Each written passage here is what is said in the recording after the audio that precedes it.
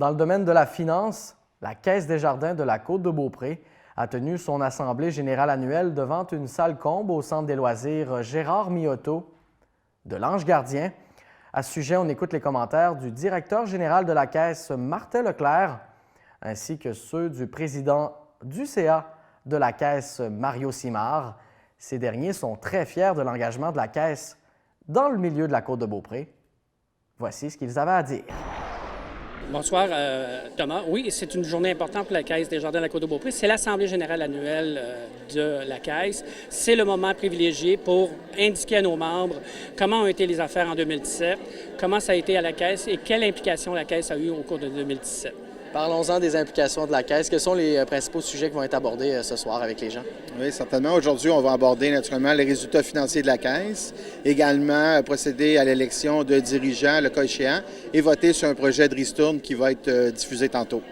D'autres sujets qui vont être abordés qui te viennent en tête présentement, M. Simard? L'implication dans le milieu de la Caisse, vous allez voir les résultats, c'est beaucoup. Le Fonds d'aide au développement du milieu, donc pour soutenir des projets structurants comme le projet du tuning, d'autres projets aussi au niveau de la grande ferme. Donc c'est aussi la fierté de mentionner à nos membres l'implication et aussi les résultats financiers. D'autres fiertés qui vous viennent en tête aussi quand on pense à la dernière année, à l'année 2017? Là? Oui, bien, je peux vous donner un aperçu rapidement des résultats financiers.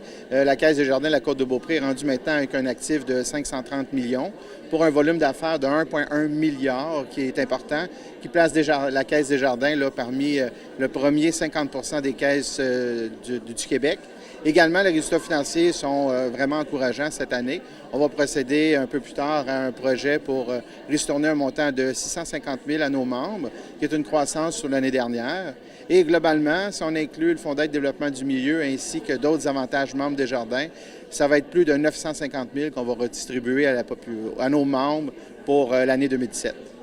Et ça représente un montant, si on le fait, de plus de 2 600 $ par jour qu'on a remis, la Caisse a remis durant toute l'année à ses membres et à la